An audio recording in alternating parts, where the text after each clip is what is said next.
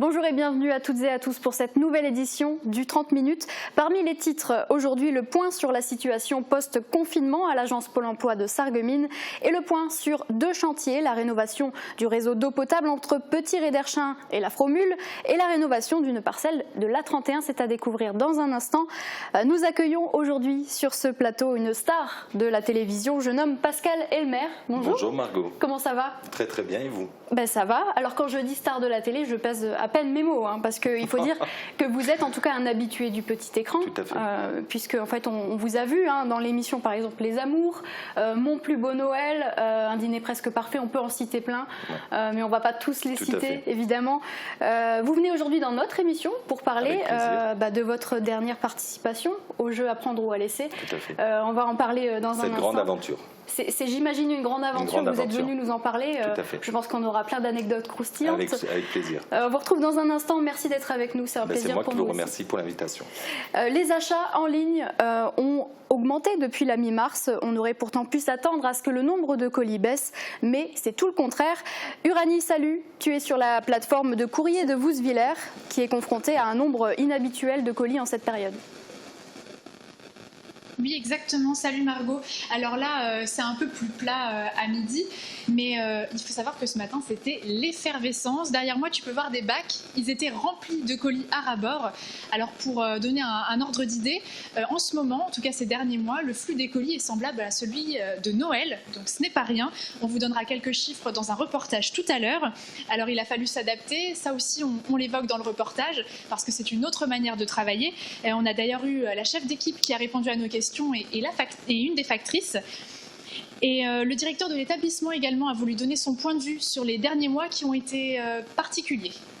Merci Uranie, on y revient donc dans un instant. Nous sommes le jeudi 2 juillet 2020, voici l'essentiel de l'actualité. Il participe au concours du meilleur burger de France. Loïc Bernet et François Bleur du Petit Comptoir à Sarreguemines vont participer à la finale de la Coupe de France du Burger by Socopa à Paris en septembre. Une épreuve à laquelle prendront également part 24 autres établissements. Les 2 associés vont présenter leur burger baptisé Le Petit Compte. Une action en justice contre la fermeture des frontières. Telle est l'intention des jeunes européens fédéralistes de la Sarre et de la Rhénanie-Palatinat. Ils sont convaincus que la fermeture de nombreux passages de frontières vers la France n'était pas seulement une décision erronée, mais qu'elle était en plus illégale.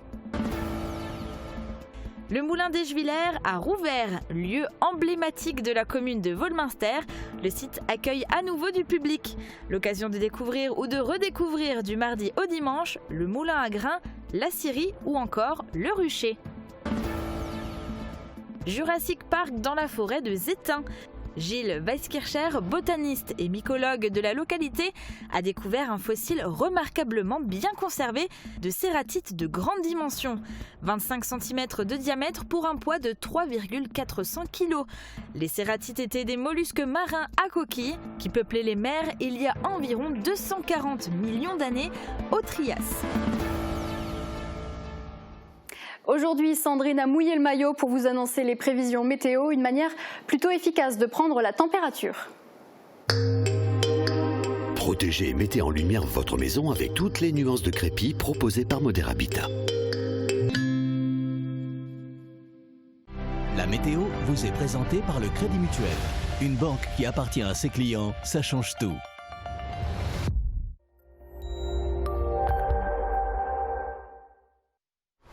Alors, bonjour. Je me mets là ? Attends, ok. Bonjour tout le monde et bienvenue dans cette nouvelle version de la météo tous les jours. Attends, oui. Comme ça ? Bienvenue. Tous les jours, je vous emmènerai. Encore là, plus. Plus. Encore ? Oui, vas-y. Pour demain, le temps sera encore ensoleillé, de quoi profiter encore de l'extérieur et des plans d'eau, même si les températures seront un petit peu plus fraîches avec 11 degrés en moyenne le matin et de 22 à 23 degrés au plus chaud. Pensez aussi demain à souhaiter une bonne fête au Thomas, le soleil nous accompagnera de 5h33 à 21h38. Oh, elle est froide! Vous êtes pas sympa, vous auriez pu me prévenir? Bon, vous me refaites pas le coup, hein.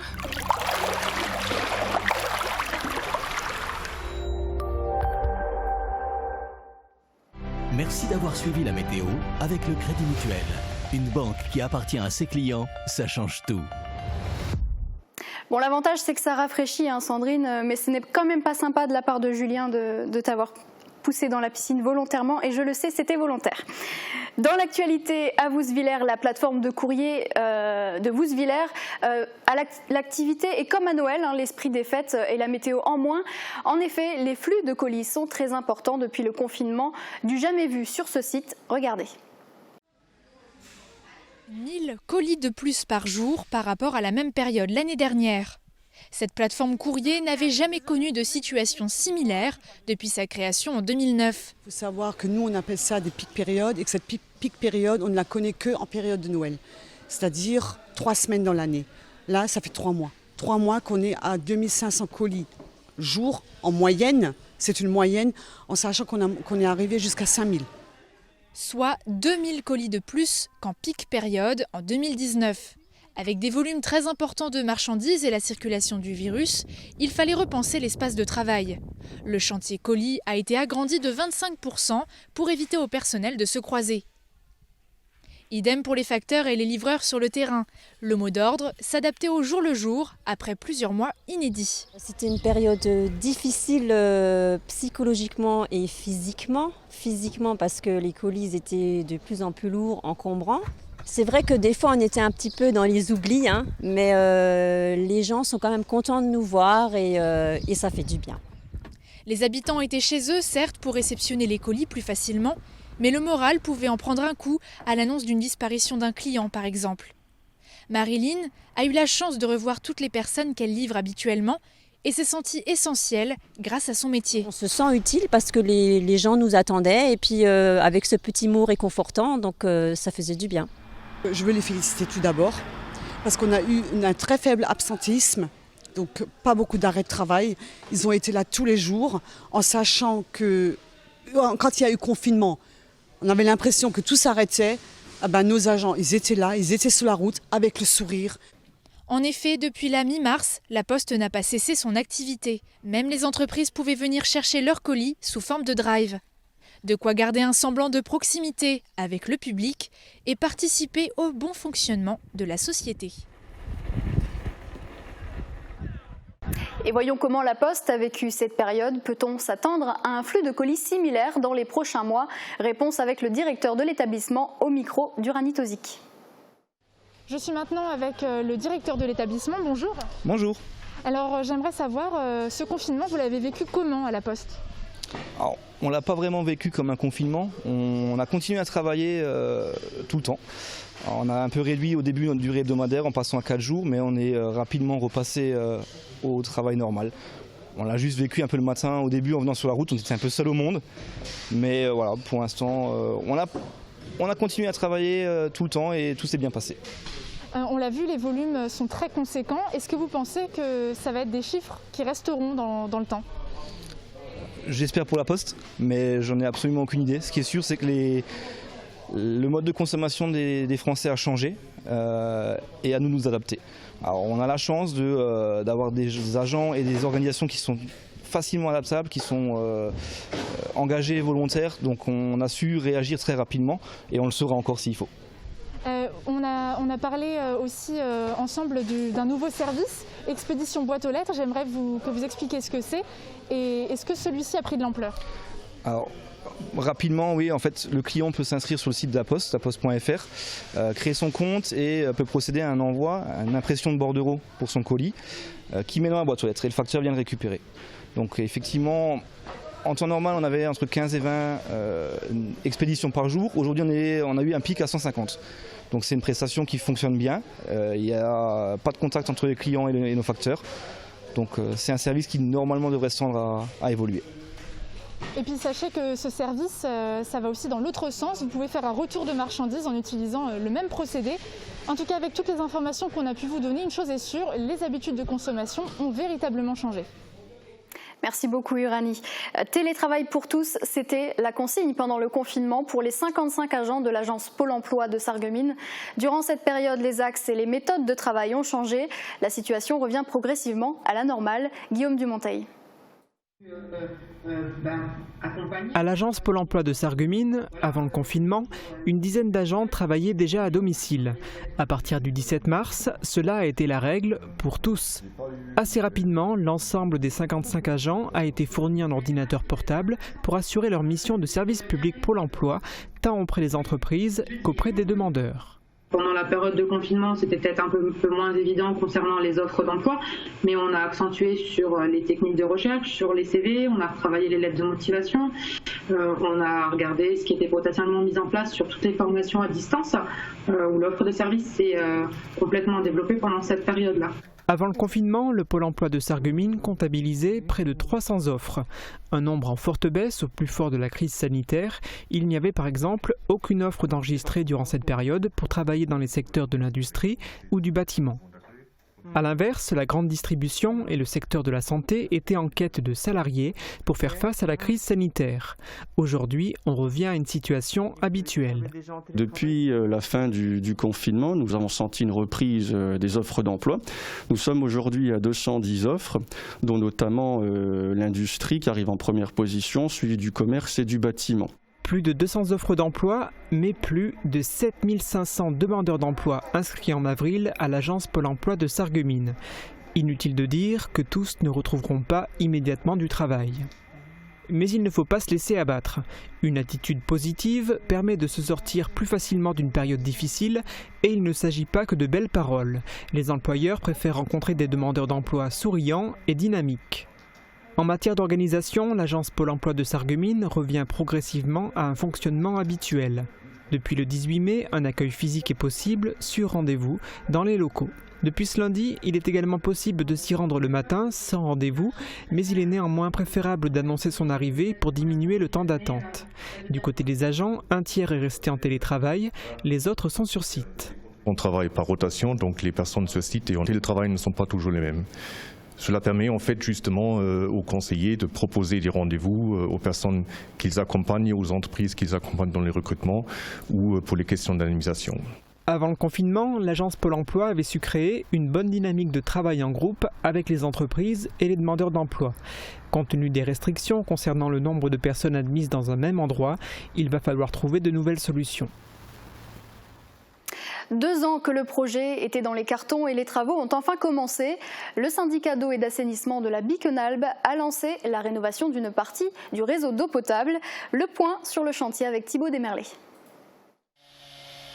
Il est temps de remplacer la tuyauterie. Les travaux de renouvellement du réseau d'eau potable ont commencé ce lundi. La section concernée est celle qui longe la RD 662. Elle se situe entre le château d'eau près de Petit-Réderchin et la Fromule. Il s'agit de mettre en place un tout nouveau conduit sur plus d'1,5 km.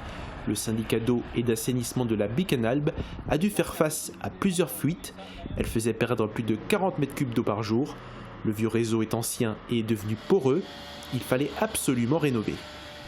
Sur notre réseau, on a fait les dernières 6 années, on a fait pour 1,1 million de travaux sans subvention. Il restera toujours des travaux dans les petites rues à faire, mais le réseau principal, quand ces 1,5 km sera fait, nous aurons fait tout notre réseau principal à neuf.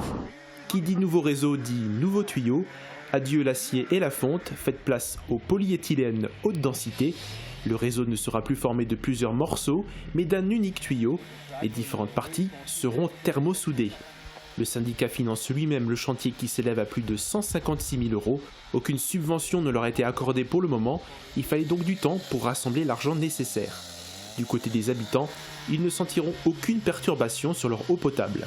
Vu qu'on va poser le nouveau tuyau, dans le bassin en haut, il y a 500 m3 de réserve. On remplira d'abord notre bassin juste pour basculer le réseau, faire le nouveau branchement. En théorie, personne ne devrait se rendre compte que nous avons mis une nouvelle conduite.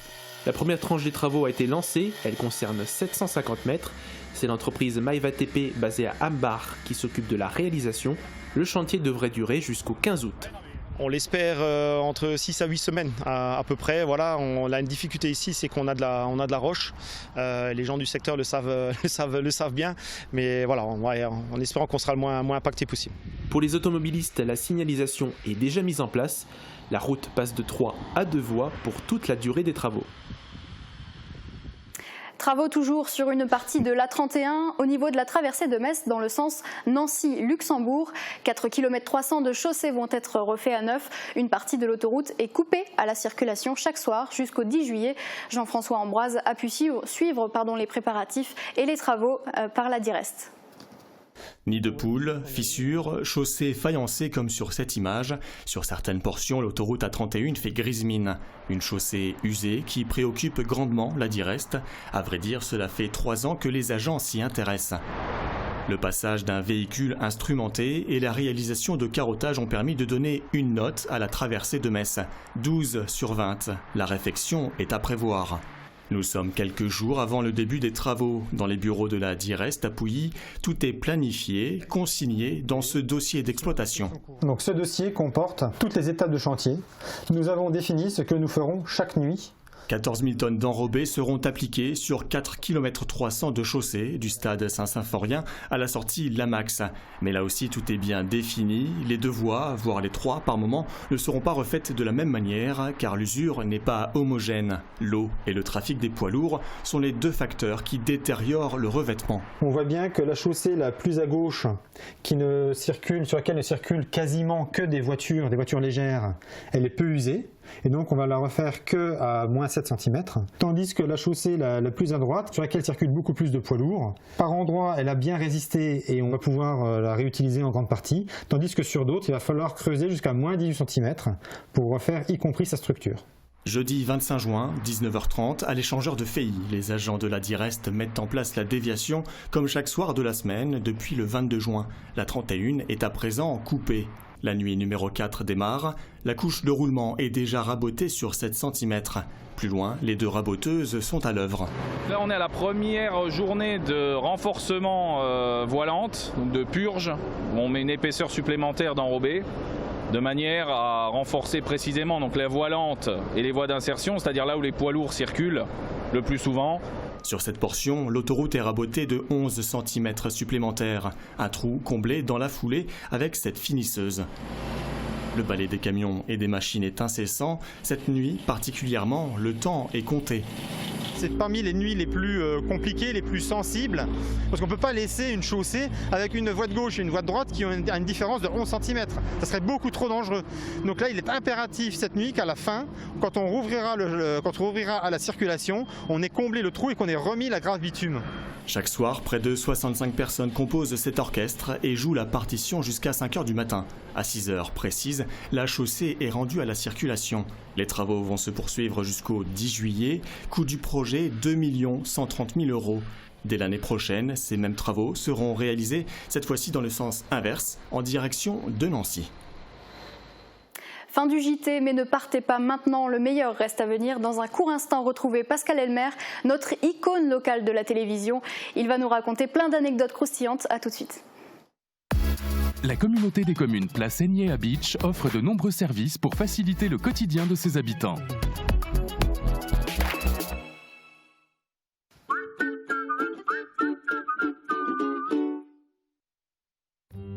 Pour un look chic et branché, rendez-vous chez Popeline, 12 rue Nationale à Sarreguemines.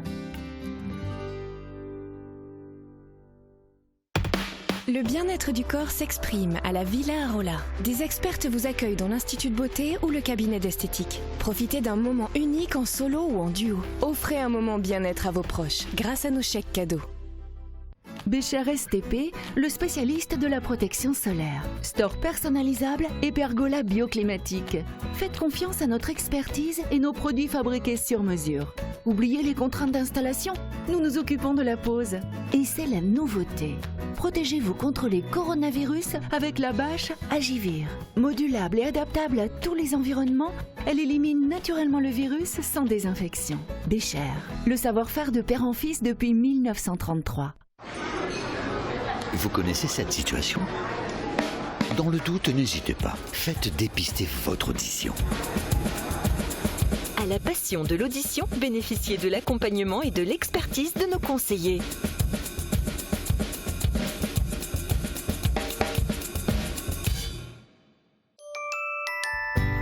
Vous Vous êtes salarié? Votre patron peut vous récompenser par des chèques cadeaux à dépenser dans plus de 60 commerces sarregueminois. Pour l'entreprise, ce sont 0% de charges sociales et fiscales et 0% d'impôts. Shop in Sarreguemines. C'est sympa, astucieux et innovant. Parlez-en autour de vous.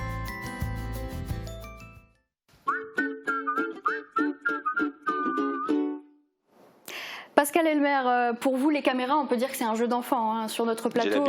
Là, vous êtes assez familier avec l'univers de notre plateau. Depuis 2018, hein, votre carrière s'est envolée à la télévision avec votre passage sur TF1.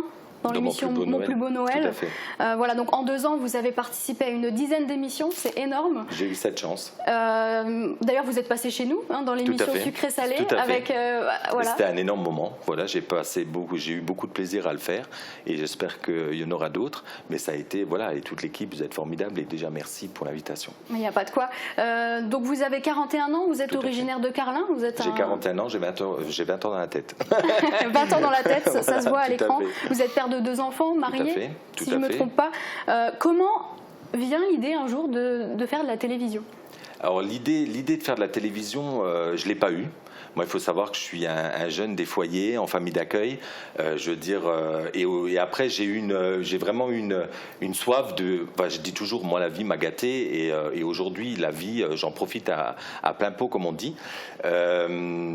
C'est vraiment parti d'un coup de tête. J'ai voulu toujours faire Les Amours sur France 2. Je ne sais pas pourquoi, c'était une émission que j'aimais regarder et j'avais dans l'idée de le faire.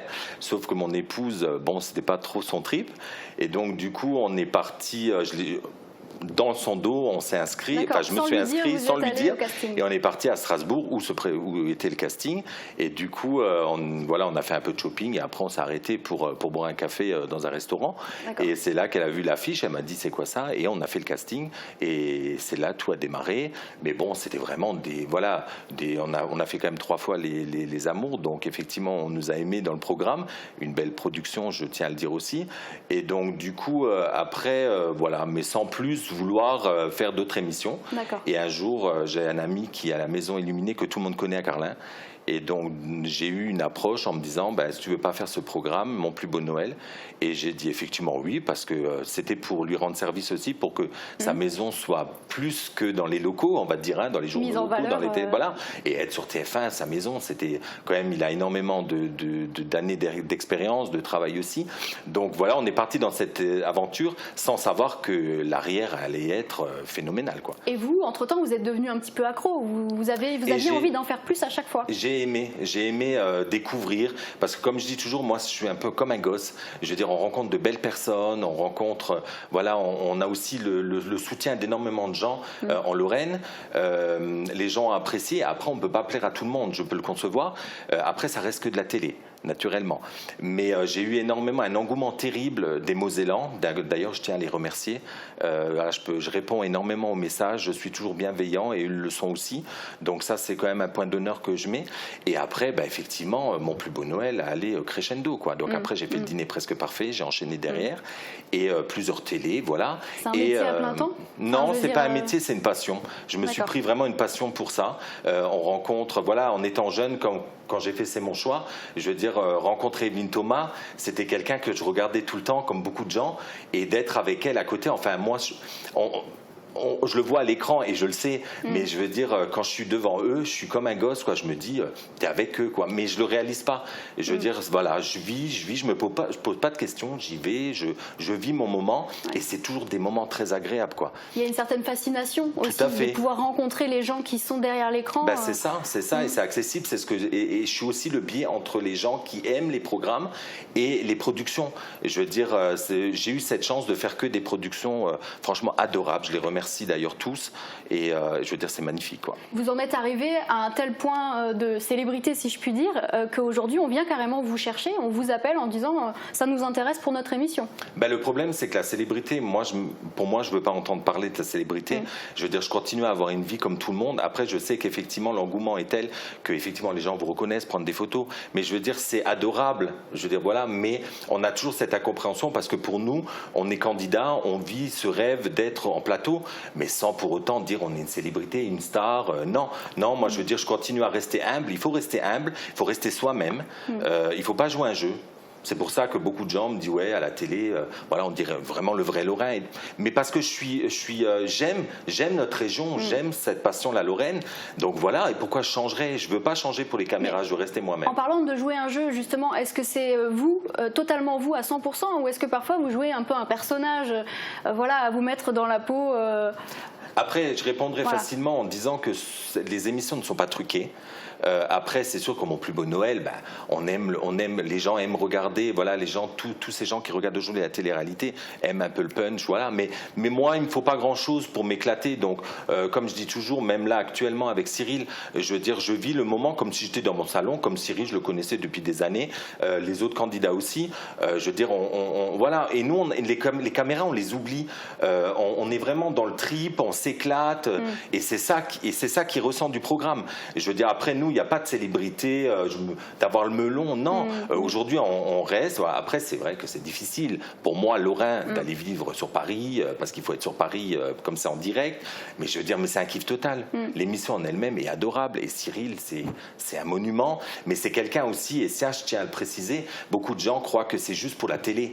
Cyril est comme ça dans la vraie vie. Je veux dire, il prend le temps pour nous candidats quand il arrive, quand il vient devant les plateaux, il discute avec les gens prennent des photos. Je veux dire, il va comme ça à l'improviste. C'est un showman. Voilà, c'est un showman. C'est quelqu'un qui est à la fois comme ça en direct. Il faut le suivre aussi. Hein. Mais je veux dire, il nous apporte tellement de bien-être et on voit. C'est une personne magnifique. Ça, Apprendre ou à laisser, c'était votre dernière participation à une télé. C'était là au mois de juin, il n'y a pas si longtemps. Ce que je propose, c'est qu'on regarde un extrait pour que les téléspectateurs puissent se rendre compte. Allez mon Pascal, mon radin d'amour. Regardez comme il rigole. Bonsoir Cyril, bonsoir Kenji. Est-ce que ça vous va bien, toi? Vous voyez, pas, hein. C'est la vie parisienne, ça. Lui, ça y est, lui, maintenant c'est devenu un jet-setter. Hein. Lui, c'est DJ Snake au téléphone. Allez, on y va. Avec mes économies, j'ai rajouté les manches, hein, vous avez vu. Je peux vous remercier. Ça me fait plaisir. Le cadeau, mon Pascal. Allez, mon Pascal, allez, on y va. Marion, t'as réussi à me faire danser. J'espère qu'il y a du roux. C'est vrai. Pascalou. Parlez de rouge cette fois.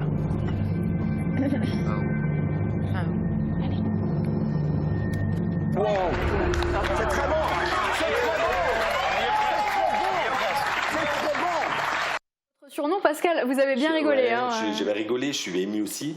Il y a un mélange d'émotions. Tout. Parce que je me dis, quand je me regarde sur l'écran, et de voir toute cette famille et de voir Cyril et tout ça, je veux dire, on ne peut pas s'imaginer de l'intérieur. C'est une aventure familiale, mais une aventure formidable aussi. Et je me dis, quelle chance que j'ai. D'ailleurs, je remercie Julien, je remercie Agatha, je remercie Cécilie, je remercie aussi plein de monde, Cyril, toute la production, je veux dire, mais ça vous a marqué? Ouais, non, franchement, je pense que ça sera l'émission de folie et j'ai hâte de retourner le 31 août pour retrouver toute cette famille parce que eux, à Paris, ils se voient. Par contre, moi, je suis en Lorraine, donc on ne peut pas se voir. Il me manque énormément. Il me manque énormément parce que c'est vraiment une famille. Il n'y a pas de chiquet, mais on vit le moment quand on ouvre cette boîte. Après, on ne parle pas d'affinité avec les candidats. Après, c'est vrai qu'il y a donc, c'est aussi le Covid, donc il y a un respect des barrières. Je veux dire, il faut être dans deux salles différentes, on n'a pas le droit de se toucher, enfin voilà. Mais on se parle. Et même si il y a des gens, voilà, plus ou moins, on les aime tous, mais après, quand on est dans notre arche, voilà, on tisse des liens plus forts avec d'autres, mais on veut qu'ils partent tous avec de l'argent, parce que effectivement, c'est la seule émission qui promet une belle somme. Et je veux dire, comme la personne qui est partie avec les 100 000, comme la Marion, je veux dire, on est juste content. Par contre, Virginie qui est partie avec 0, on était tous en pleurs, mais c'est pas du chiquet pour l'émission. C'est vraiment qu'on le vit et on est triste pour eux, quoi. Il y a une question que je pense tout le monde se pose et je suis obligée de vous la poser. Pourquoi le radin? Pourquoi le radin? Et deuxième question, est-ce que vous savez ce qu'il y a dans les boîtes? Alors donc du coup le radin, faut savoir que je suis pas radin dans la vie, je suis un grand économe, j'aime bien négocier, mais le radin voilà c'est parce que c'est si on dit négociateur, on dit économe, les gens ne vont pas comprendre. Après c'est aussi une part de radinerie, c'est-à-dire que je vais pas être radin avec mes amis, avec les gens qui m'entourent. Par contre je veux dire voilà, comme tout le monde je pense, même si on fait de la télé, on est loin de la richesse, on pense aussi à payer nos factures et moi je tiens à rester quelqu'un comme tout le monde, même si c'est parfois difficile. Mais voilà, je fais des économies. Et après, c'est aussi pour moi un plaisir. C'est-à-dire, pourquoi acheter quelque chose à 3 000 € alors que je peux l'avoir à 1 000 en négociant. Donc pour moi, c'est devenu aussi un jeu, ça. Et donc du coup, voilà, le radin aussi est parti parce que quand j'ai fait c'est mon choix et j'avais expliqué ça à la production et on m'a dit bah ouais bah le radin c'est un radin, tout le monde dit qu'il est économe mais non t'es radin. Et donc du coup c'est parti sur un délire et ça me pose aucun problème, voilà. Après c'est un jeu, Et pour les boîtes? Et pour les boîtes, non, on ne sait pas ce qu'il y a dans les boîtes. Il faut savoir qu'il y a Maître Moya, le célèbre huissier, très bienveillant aussi, toujours un mot gentil, même s'il faut qu'il respecte voilà son cadre d'huissier. Mais non, les sommes sont mises dans les boîtes, nous on ne le sait pas. Il faut savoir que quand ils nous ramènent la boîte, on n'a plus le droit de la toucher, il faut qu'elle reste devant nous. C'est très strict. C'est très strict, ah oui, tout à fait. Et on ne sait pas maintenant l'inviter. Nous, c'est vrai qu'on est spectateurs aussi, on nous dit pas tout et on nous dit presque rien parce qu'il faut laisser aussi ce suspense. Quand l'invité, on ne sait pas qui c'est. Et quand il arrive, c'est vrai qu'on a eu Miss France, on a eu Bigard, je veux dire, on a eu la Normanoff. Ça fait partie pour nous aussi de la surprise et se dire, on est quand même sur le plateau avec Bigard. Et donc du coup voilà, et pour les boîtes effectivement on ne sait rien et le tirage au sort aussi on ne sait pas quand on va jouer non plus quoi. J'ai une petite question, comment votre famille vit votre célébrité?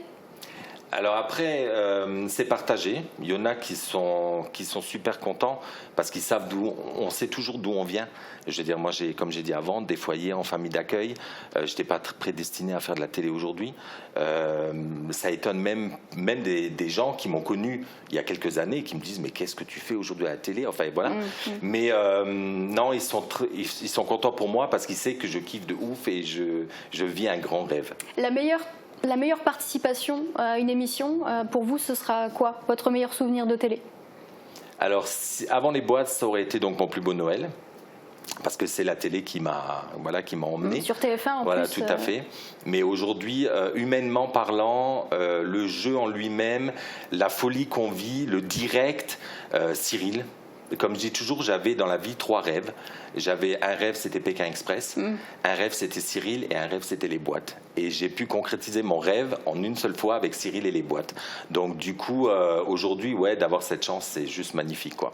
On va changer un petit peu de sujet. Vous êtes parrain d'une association aussi. Est-ce qu'on peut en parler un petit peu, qui s'appelle Un monde meilleur pour Mathieu? Tout à fait. Donc suite après à l'émission Mon plus beau Noël, il y a une dame qui effectivement... La maman de Mathieu a fait beaucoup de cagnottes, elle a fait beaucoup appel à tout le monde et à chaque fois elle baisse les bras, voilà, on la suit pas. Quand elle m'a contacté, moi j'ai trouvé qu'en 2020, avoir un enfant qui ne peut pas accéder à son logement, parce qu'effectivement aujourd'hui en France, il faut le dire, on n'aide pas les enfants.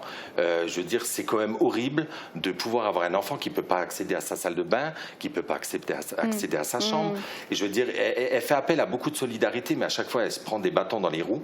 Donc du coup, elle m'a dit, si avec le monde qui me suit, si je peux arriver à faire quelque chose, j'en serais très ravi. Et donc, je suis parti, je me suis dit OK. Et quand on m'a demandé pour les boîtes, pourquoi ma motivation, j'ai dit, c'est sûr que ma motivation aussi va pour Mathieu. Je veux dire, j'aimerais tellement remporter une belle somme pour pouvoir aussi l'aider. Voilà. Mais après, j'appelle aussi à tout le monde, si quelqu'un connaît des entreprises qui peuvent l'aider, il n'y a pas besoin de 100 000 €. Elle a fait une cagnotte de 5 000 €. Donc, si une cagnotte qui se trouve sur Litchi, tout à fait. Ouais. Et donc, si après, les gens ne la trouvent pas, ils peuvent venir sur mon Facebook. C'est Pascal APOAL. Je dis parce que dès que je dis Pascal Apoil, les gens ils rigolent. C'est les initiales. Donc ils viennent et je les mettrai en contact, mais il faut vraiment les aider parce que Mathieu, je veux dire, a eu 11 ans. Il faut aujourd'hui que ça change. Je ne sais pas possible qu'un petit garçon ne peut pas avoir une vie convenable. Son histoire est très touchante. En tout cas, on va mettre l'adresse donc sur litchi.com. On tape Un monde meilleur pour Mathieu et il n'y a pas de petits dons. Donc, non, il n'y a pas de petits dons. Je veux dire, même si c'est 50 centimes, même si après il y a des bénévoles, je sais qu'elle a eu une personne qui a fait 800 km pour venir faire déjà des travaux. Je veux dire, si des gens ont le temps et pour une solidarité, je sais qu'en Moselle, on a le cœur gros et qu'on peut aider. Donc c'est pas loin. Mettez-vous en relation avec elle et ça, franchement, je les remercie d'avance et je lui fais un gros coucou à Sandrine, à la maman, au papa et à Mathieu. Je lui fais un gros bisou. Pascal, il va bientôt être l'heure de se quitter, malheureusement. En quelques mots, les projets pour la rentrée, Quand est-ce qu'on te revoit à la télé? À partir du 31 août. Donc je repars apparemment, je pense, pour plusieurs émissions jusqu'à Noël. Donc voilà, nouveau avec Cyril et j'ai hâte avec toute la bande. Et ça va être vraiment une deuxième saison phénoménale. Merci beaucoup en tout cas d'avoir égayé notre plateau. Merci à vous. Avec votre bonne humeur, c'était vraiment un plaisir. On vous souhaite du meilleur, le meilleur. C'est gentil, merci. Le meilleur pour la suite. Merci beaucoup. On termine avec une carte postale qui nous a été envoyée par Catherine Henrich. Elle est allée en balade à Ormersviller. Sa chapelle est parmi les plus connues du pays de Bitche. Excellente fin de programme et à bientôt. Une chapelle pour la réconciliation franco-allemande. Bienvenue auf der Burg, point culminant du petit village d'Ormersviller à 2 pas de la frontière avec l'Allemagne. Au pays de Bitche existe une tradition qui est d'honorer le gardien de la Sainte Famille, Saint Joseph, par une colonne comme celle-ci. On en retrouve une à Obergelbach et une autre à Petit-Rederchin. La colonne qui porte la statue de Saint Joseph a été installée là quelques années avant la chapelle, à la fin du XIXe siècle. D'une hauteur de 5 mètres et d'un diamètre de 60 cm, la colonne en grès rose est taillée dans un bloc extrait d'une carrière d'Urbach. Se trouvant sur le point le plus haut de tout le plateau, en 1939, les troupes françaises dynamitent le site pour des raisons stratégiques. Statue et colonne sont brisées. La statue en grès est remplacée par une nouvelle en bronze, tandis que la colonne, désormais plus petite qu'avant, est remise en état en 1962, lors de la reconstruction de la chapelle. La reconstruction, c'est aussi le signe de la réconciliation franco-allemande. Aujourd'hui se tiennent plusieurs pèlerinages annuels très fréquentés par des fidèles des 2 pays. Lieu de mémoire, on rend hommage ici aux victimes de 1939 et on vous raconte aussi le sort des 28 villages des cantons de Bitche et Wolminster qui ont été intégrés au grand camp militaire et dont les habitants n'ont retrouvé leur foyer qu'après la fin du conflit.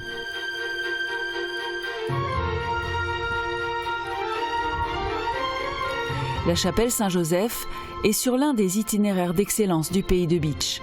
Une pause à l'aire de pique-nique pour profiter de la vue exceptionnelle sur le plateau et vous pourrez, à travers champs, rejoindre le moulin des Schwiller.